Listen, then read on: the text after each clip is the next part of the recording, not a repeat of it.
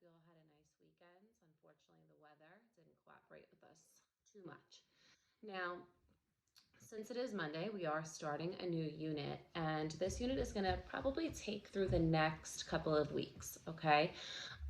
This unit is on the novella The House on Mango Street, which was written by Sandra Cisneros. Now, the PowerPoint that we're going to be going through today is giving background information about the actual writing of the story. And the reason why we're going to go through that is because ultimately you're going to be writing your own. Obviously, we're going to take that in pieces. And I want you to know up front what kind of goes into this type of writing. It's very unique. Okay, so a little bit about the author. Sandra Cisneros was born in Chicago in 1954. She grew up in what they called the Hispanic quarters of Chicago. She was the only girl of 7 kids, so she had 6 brothers. She was in the middle of the pack, and her family did live in poverty.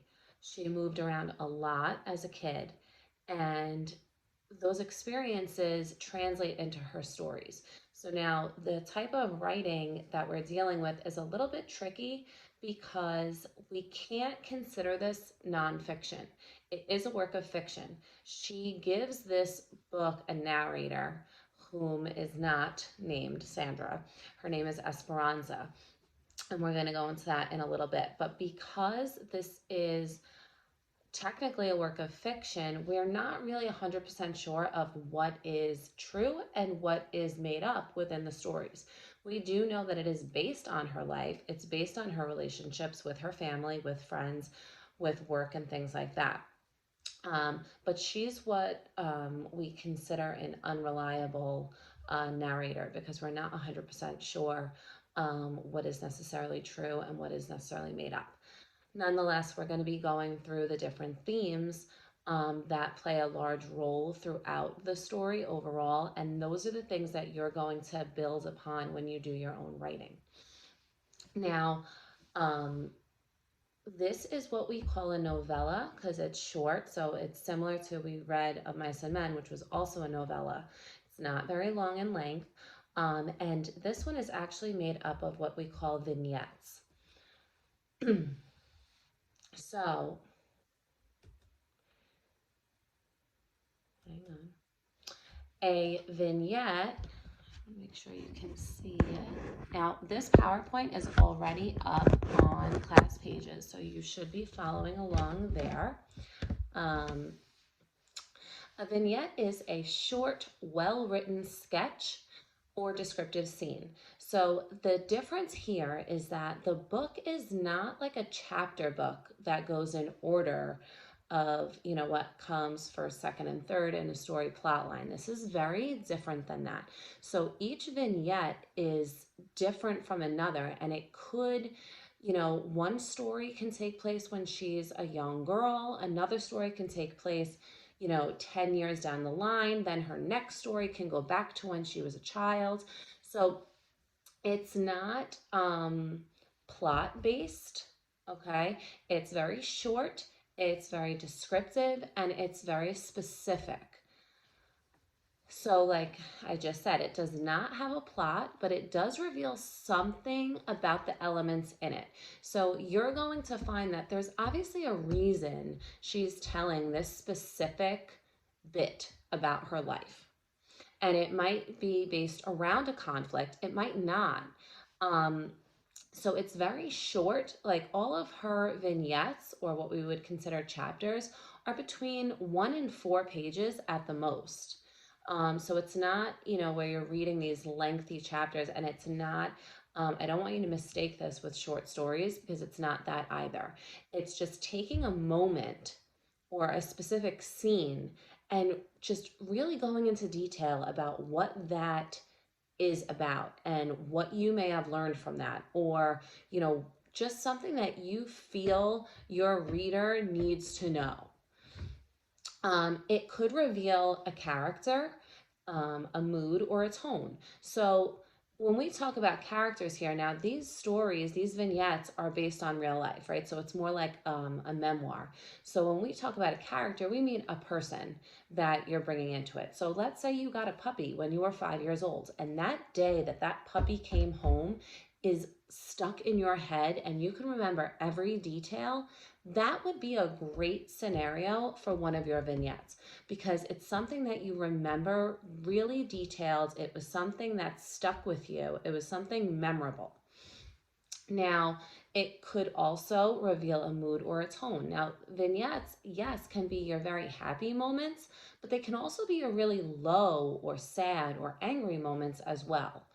And that's important too, because the whole point of this is getting you to realize that there are really specific things that make up who you are that happened to you or that you were around. So it does tap into making you think about your life, think about, the good and the bad in order to figure out what you think makes you who you are. It may have a theme or idea of its own that it wants to convey. So when we talk about theme, we're talking about a message that is being explained or taught to your audience. So themes can vary, and throughout your life, there are a theme that runs through certain things. And for all of us, one of those huge themes is our identity, how we identify ourselves, who we identify with, or what we identify with. So this is something that identity is one that plays a role in everyone's life because we're constantly figuring out who we are, and the experiences that we have definitely affect who we're becoming and what about us needs to change. And even though you guys are in your teenage years, you've seen that happen already. Um, some of you may have seen major changes already, and some of you are just really figuring out where you fit in. And that's all part of your identity. So that would be part of the themes that you would talk about. Um, and the last thing here is it is the description of the scene or character that's important. Because it's so short, it needs to be specific. It needs to be detailed, descriptive. That's really important. You're not doing little mini summaries. You're diving into a specific instance and detailing it. Okay. Now, obviously, if you're trying to tell us a story about when you were 4 years old, you're not going to remember every single detail that goes into that. That's where we get a little bit fluid with fiction and nonfiction because you're telling us about this specific instance, but you might be adding details in now that might not necessarily have been there. It's not a big deal. Number one, we can't fact check it. And number two, it could be what happened, or it could just be what most likely happened, and that's fine. Okay. Now, obviously, when we get into the writing of these, I'm going to get more specific with examples. And obviously, through the reading of the book, you're going to be given all of these examples. Okay. So, hang on.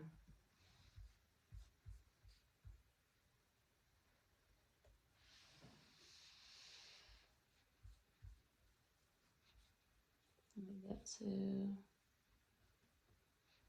our spot here.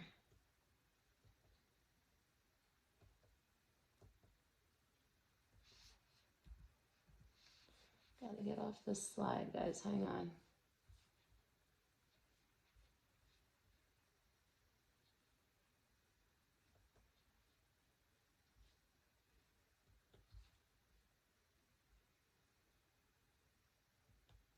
Okay.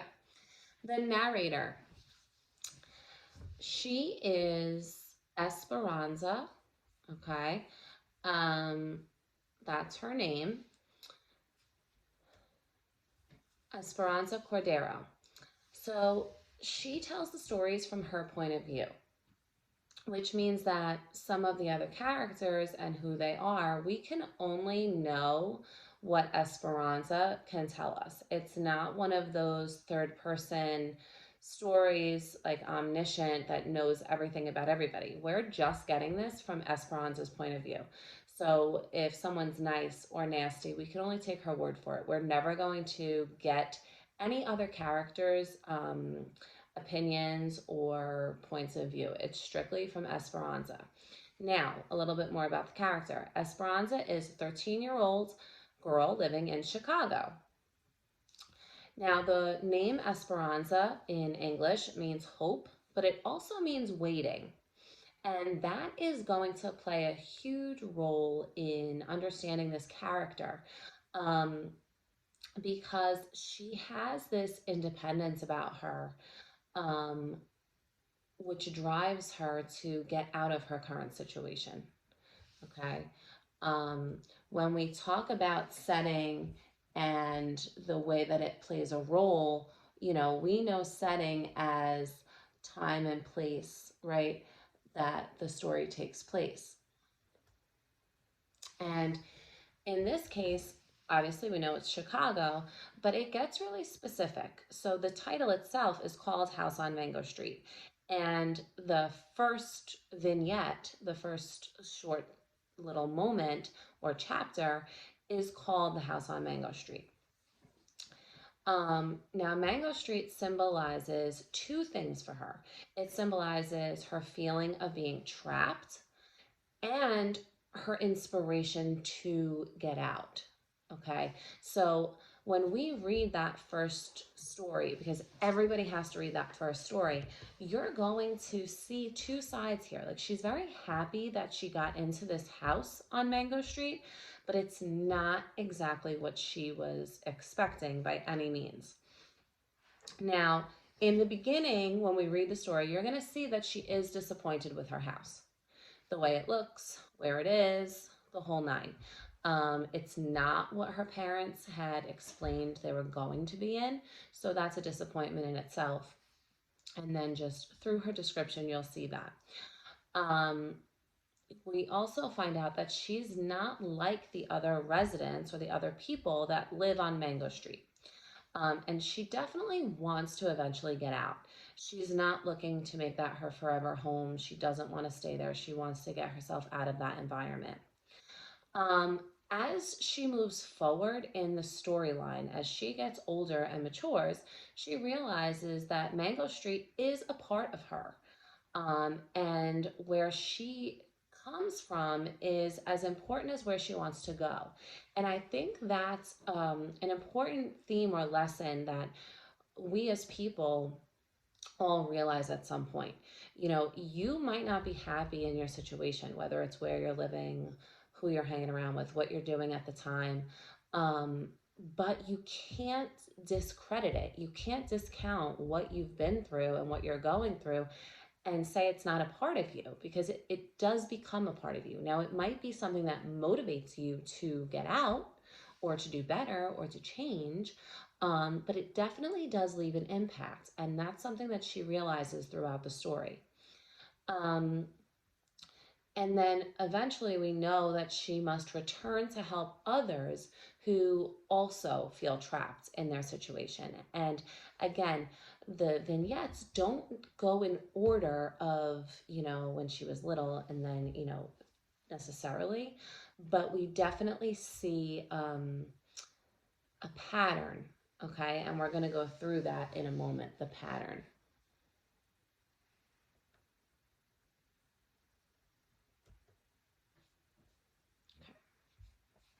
Sorry, I'm like going back and forth between these screens.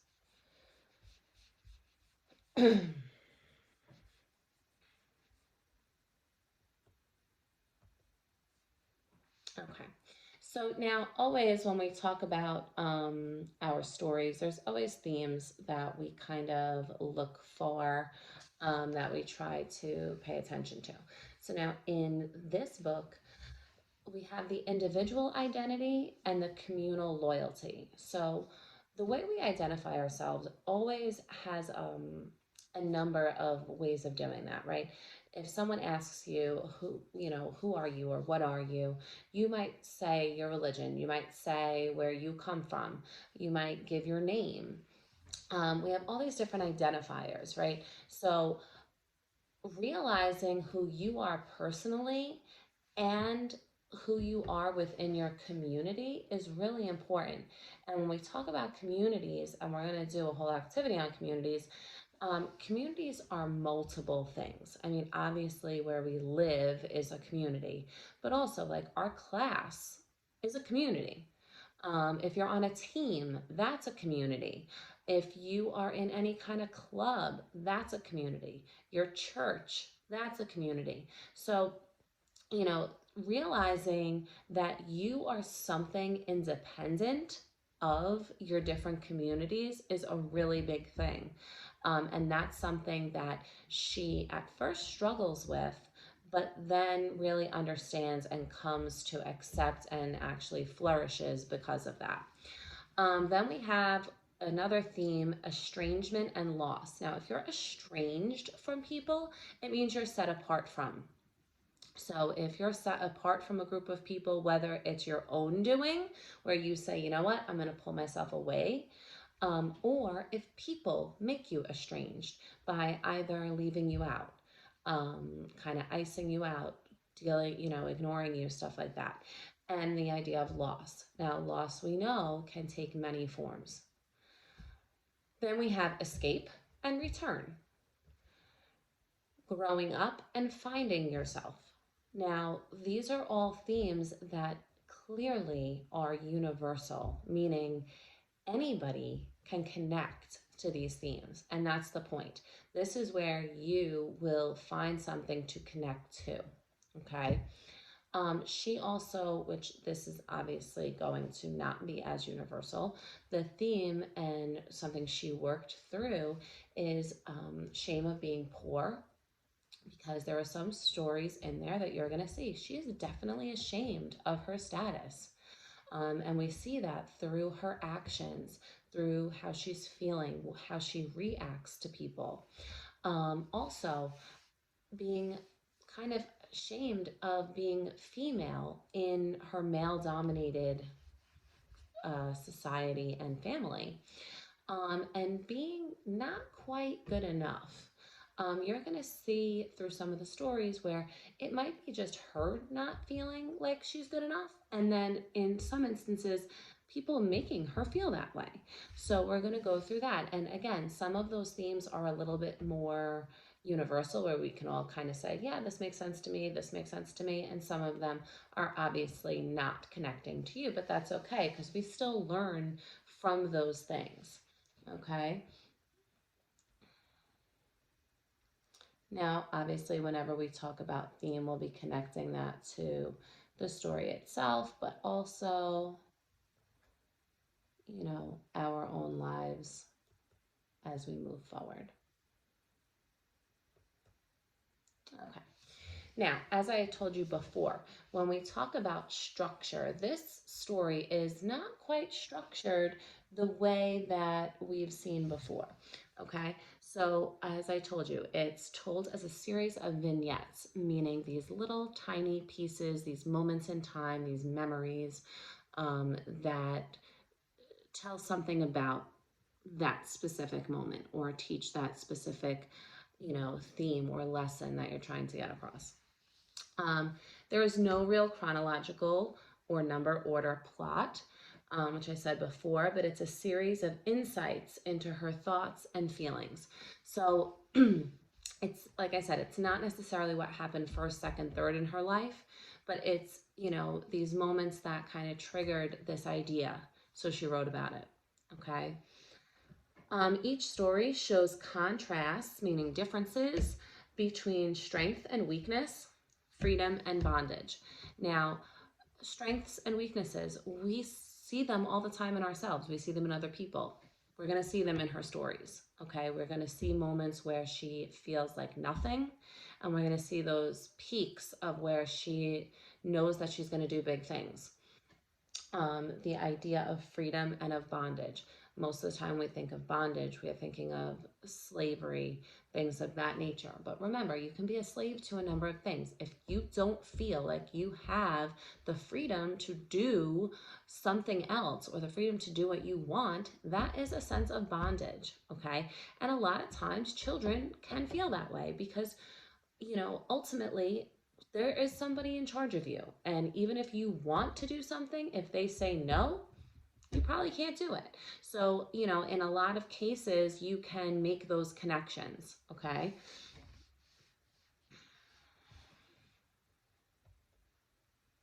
Now, this is just a breakdown for you. So the way we're going to do this book is everybody has to read the first story. Everyone has to read House on Mango Street. But then I'm giving you freedom, okay? And I'm letting you choose a certain number of stories to read. And it can be any ones that you want. So I've put the PDF of the entire book on our Class Pages site. So you can kind of scroll through and see which ones interest you, which ones you would want to read. And this is basically the breakdown just of the situation in her life at the time. So from pages 1 to 39, this introduces the character, the narrator, and establishes setting. So we're going to get that first story as a definite, but then you'll be able to kind of pick and choose. But those stories between pages 1 through 39 are all establishing who the narrator is and her setting. Then pages 43 to 70 describe the world beyond Mango Street. So enjoying life. These are kind of like her high moments, things that made her happy. She's going to go into different scenarios. Pages 72 to 84 are different vignettes focusing on Esperanza and portraits of other women. So we're going to get introduced to other people, female characters within those pages. Then we have pages 86 to 90 describe family and interaction with them. Now, some of those interactions are positive and some of them negative. So when you start kind of looking through, depending on your mood, see what you want to read, okay? Then pages 92 to 101, we get her dreams and the fact that she matures, and the progression with Sally. So you'll learn who Sally is, and you're going to see Esperanza maturing throughout those pages. So those stories are probably of her a little bit older. Then we get pages 103 to 109, and this is her return to Mango Street and her home as the subject of her thoughts. So remember, we said like she does come full circle where she knows she wants to get out and do better for herself, but then she also knows she needs to come back so she can help others that feel the same way as her. So this is just kind of the breakdown of that. Now, this is not set chapters, like I said. So I gave you page references, but in there can be 4 or 5 vignettes, 4 or 5 little stories, or 4 or 5 little chapters, whatever you want to call them. That you can pick and choose from. So now when you go through, you can, my suggestion is to kind of scroll through and see what interests you. Now, I put up the full PDF of the book because that gives you the table of contents. So you might do something as silly as just looking at the title and say like, oh, this one looks interesting, let me flip to it. You might read 3 sentences and say, this isn't for me. You do have that choice there. So you will be able to kind of pick and choose what you want to read when you want to read it. You can also read them in a different order. That's completely up to you. The only one I am making mandatory is the first vignette, which is titled House on Mango Street. Okay, after that, it's completely up to you. And I believe that's the last slide. Yeah. Okay. So I hope this gave you a little bit of background and what we're going to be doing. Now, as I said, you're going to have to read a few of them. Now, there's a bunch there. Let's say you're going to have to read 8 stories in total.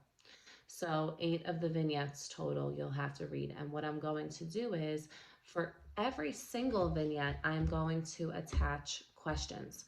So depending on whichever questions you want to answer, whichever stories you want to read, you just answer the questions that go along with that vignette. So you're not going to be responsible for all of the questions, just for the questions that you do along with the vignettes. But I will save that for another clip when I explain those assignments. I hope this was helpful. If you have any questions at all, you know how to reach me through either GoGuardian, class pages, email, any way possible. You need me, you know how to get me. All right, have a great day, and I'm here for you. I miss you all.